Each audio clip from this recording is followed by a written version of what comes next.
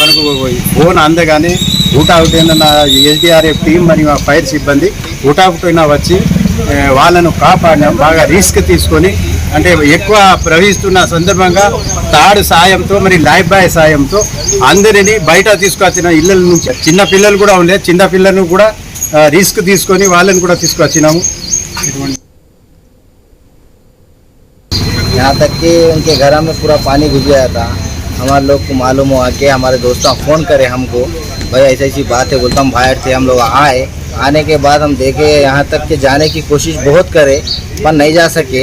यहाँ तक कि बाद में रस्सी मंगा के ऐसा करे क्या उसके उधर इधर बनने के बाद कोशिश करके भी बाद में उतने में क्या है हम लोग नज़दीक जाते वक्त इन लोग भी आ गए, पुलिस वाले वो इसके वाले भी आके उन लोग और हम लोग मिल के हेल्प करके पूरे बच्चों को 3 बच्चे उनको सबको हम लोग बचा लिए।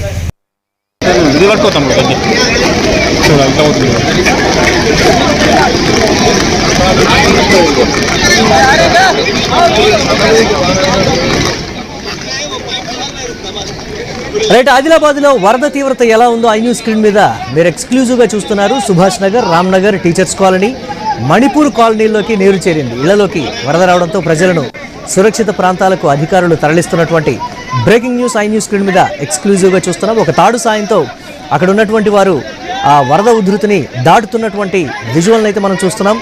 ఇల్లు దాదాపుగా నీట మునిగిపోయినటువంటి పరిస్థితి ఉంది. పై అంతస్తులో వెళ్ళి అక్కడ ప్రజలు ఉండాల్సినటువంటి పరిస్థితి ఆదిలాబాద్లో చోటు చేసుకుంది అని అంటే ఏ స్థాయిలో వరద తీవ్రత ఉందో కూడా మనం అర్థం చేసుకోవచ్చు. ఇక లోతట్టు ప్రాంతాల్లోని ఇళ్లలోకి వరద చేరడంతో స్థానికులు భయభ్రాంతులకు గురైనటువంటి పరిస్థితి ఉంది. ఆదిలాబాద్లో అందరూ కలిసి ఎత్తైన బిల్డింగ్ పైకి ఎక్కి ప్రాణాలు కాపాడుకున్నారు.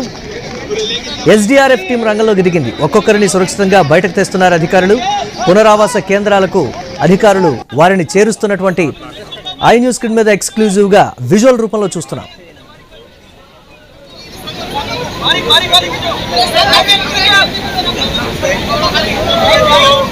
ఆదిలాబాద్ సిటీ మధ్యలో ఉన్న దస్తాపూర్ వాగు చాలా గత కొన్ని సంవత్సరాల క్రితం ఎప్పుడో వచ్చినటువంటి వాగు ఈ సంవత్సరం ఉధృతంగా ప్రవహించి ఈరోజు ఒక కుటుంబం నీళ్ళల్లో చిక్కుకోవడం జరిగింది.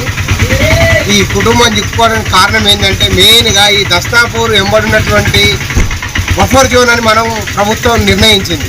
మరి బఫర్ జోన్ అంటే ఇప్పుడు నదికి ఇరువైపులా అటు 75 ఫీట్లు ఇటు 75 ఫీట్లు వదిలేసి ఇల్లు కట్టుకోవాలి.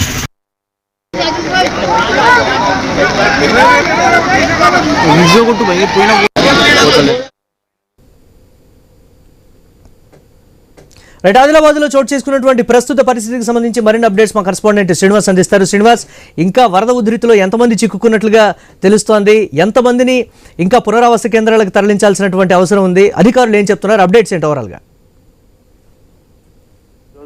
నిన్న అర్ధరాత్రి నుంచి కూడా కురిసినటువంటి భారీ వర్షం అయితే ఆదిలాబాద్ జిల్లా కేంద్రాన్ని అయితే పూర్తిగా అతలాకుతలం చేసింది. దాదాపుగా జిల్లా కేంద్రంలో ఉన్నటువంటి సుభాష్ నగర్, టీచర్స్ కాలనీతో పాటు మరికొన్ని కాలనీలో కూడా భారీగా వరద ప్రవాహం కాలనీలోకి చేరడంతో అయితే ఇండ్లలో ఉన్నటువంటి వారందరూ కూడా తమను తాము కాపాడుకోవడానికి కూడా పై అంతస్తులకు వెళ్లిన విజువల్స్ అయితే మనం ఐని స్క్రీన్ పైన అయితే చూస్తున్నాం.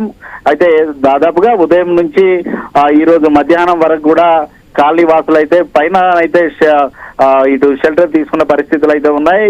ఇటు కాలనీకి సంబంధించినటువంటి కొంతమంది వ్యక్తులు ఇటు జిల్లా అధికారులకు సమాచారం అందించడంతో అయితే ఎస్డిఆర్ఎఫ్ బృందాలను అయితే రంగంలోకి దింపారు. ఇటు జిల్లా అధికారులు వారందరినీ కూడా కాపాడుతూ సురక్షిత ప్రాంతాలకైతే తరలించారు. ఎస్డిఆర్ఎఫ్ బృందం ఇప్పటి వరకు 12 మందిని అయితే కాపాడి సురక్షిత ప్రాంతానికి అయితే తరలించింది. మరికొంతమంది కూడా ఇటు బిల్డింగ్ పైన ఉన్నట్టుగానైతే తెలుస్తుంది. దాదాపుగా ఉదయం నుంచి కూడా వీరందరూ కూడా బిల్డింగ్స్ పైన ఉన్న పరిస్థితులు అయితే ఉన్నాయి. జిల్లా కేంద్రంలో ఉన్నటువంటి కాలనీలతో పాటు నటరాజ్ సాగు కూడా పూర్తిగా వరదలోనైతే మునిగిపోయిన పరిస్థితులు అయితే ఉన్నాయి. అధికారులు అయితే ఎప్పటికప్పుడు చర్యలు అయితే తీసుకుంటున్నారు. మొత్తం right, thanks for updates Srinivas. ఇక ఆదిలాబాద్ జిల్లాలో వరద కష్టాలు మామూలుగా